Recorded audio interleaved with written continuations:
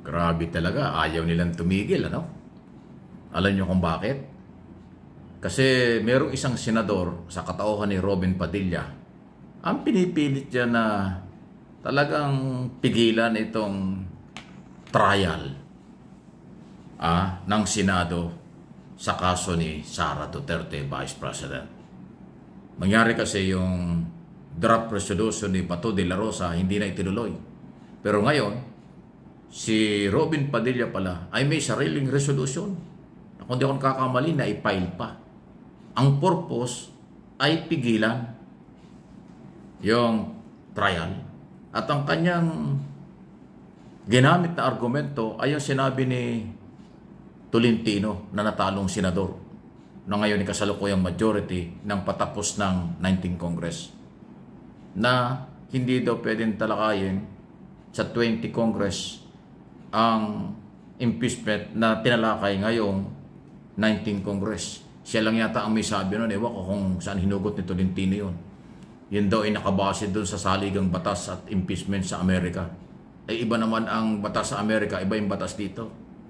At ang kanyang naging basihan dyan ay June 30, tapos na raw yung term ng 12 senador, so 12 ang matitira, wala daw quorum. Ay samantalang yung oras ng pag-alis niya at ng kanyang kasamahan sa June 30, alas 12 ng tanghali, yun din ang pag-take over ng bagong 12 senador. So walang bakante, majority pa rin, automatic magiging 24 ang senador. Sa oras ng kailang pag-alis na seconds o minuto lang ang pag-itan, meron ng 20 senador. So, paano mo ngayon babasihan yung impeachment sa Amerika na kaya daw itinutuloy yung impeachment doon sa isang Congress patungo sa isang Congress kasi 67 senador nakaupo sa Amerika, may quorum. Eh dito naman hindi na nawala ng quorum eh. Kasi nga pag-alis niya at yung kanyang kasamahan, automatic uupo yung bagong elected senator. So 24, may quorum. Kaya dapat ituloy. Ayun ang argumento eh. So talagang meron pa rin humihirit. At isa pa na ating pag-usapan. Tanong ko nga sa inyo. Okay? Nasa batas ba na ang senador ay obligasyon ba ng senador na humarang sa impeachment or sa trial? Hindi. Ang obligasyon, constitutional duty ng mga senador ay mag-trial after na matanggap ang article of impeachment na noong February pa tinanggap nila mula sa Kongreso. Mag-trial sila, pakinggan ang testigo, dokumento at kaso at pakinggan din ang side ng Defense Counsel. Yun lang yun eh. Pero kung yung mismong senador na judge, ang dating ay hindi siya judge, ang dating ay abogado ng akusado, abogado ng impeachable official, naaayon ba yun sa batas? Or yun ay naaayon lang sa kanyang paniniwala dahil politiko, dahil na politika? Sa batas, hindi. Meron ba namang judge na magiging abogado ng nasasaktan? Meron ba namang senator judge na ang dating ay parang abogado ng isang impeachable official? Only in the Philippines yan. Nakakahiya yan.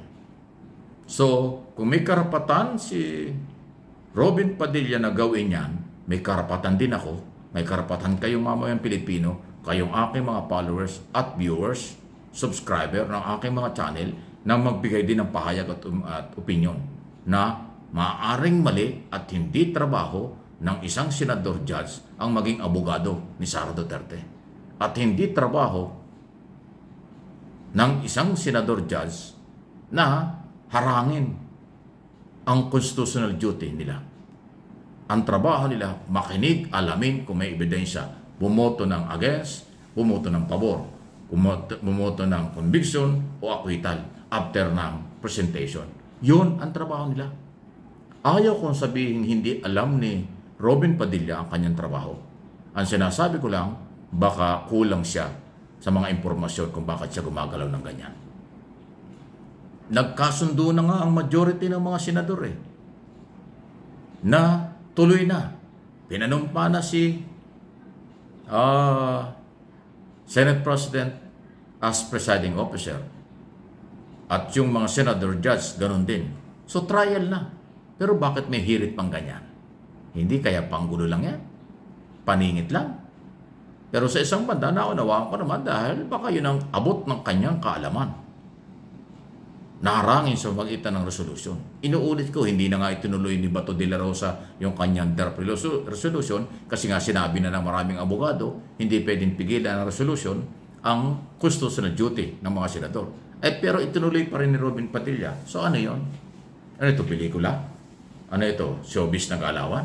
Abay, seryoso ang trial. Seryoso ang pagiging senador judge. Hindi pwede ang comedy dyan. Hindi rin pwede dyan ang hindi naaayon sa kanilang kapangyarihan at batas ang galaw. Pero, ganun siya eh. Wala tayong magagawa. Yan ang inyong ginawang senador na number 1. O, di, magsisi kayo kung hindi tama. Matuwa kayo kung tama ang ginagawa. Pero ako, tinitingnan ko. At may sarili akong opinion at interpretation dyan. Kulang sa information si Padilla. Kulang sa tamang proseso ang kanyang ginagawa. Kasi nga, impeachment court judges ang kanyang trabaho at kanilang trabaho, hindi tagapagtanggol ng akusado. Ayun. Please like, share, subscribe, and follow kung hindi pa dito sa aking channel, MA Pinoy TV, at pakisama ninyo yung isang channel ko, Mike Abe Opinions. Huwag po ninyo kung kalimutan or magsama-sama tayo, palakasin pa natin ito dahil gagawin ko ang lahat ng mga paliwanag at pagbabantay ng ating kaganapan para ipaliwanag ko sa inyo ano ito. Tama o mali at magbibigay tayo ng opinion. Kayo ganun din. Di ba?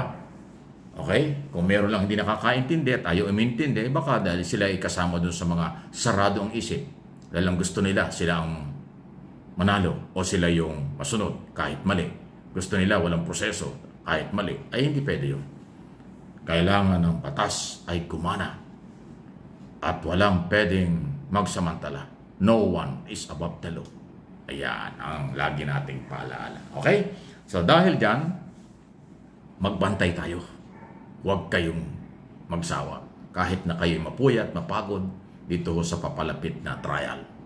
Na-impeach na si Sara sa Kongreso, trial na lang. Matatanggal ba siya o hindi? Kasi ang trabaho ng trial ay pagtanggal sa posisyon. Hindi pag-impeach. Ang Kongreso ang may trabaho ng impeach. In-impeach na si Sara ng 200 congressman, sponsor at signatory, endorser ng article of impeachment. Yun po yun. Sa Senado, trial na lang. Pagtanggal, matatanggal ba siya o hindi? Ay di abangan natin.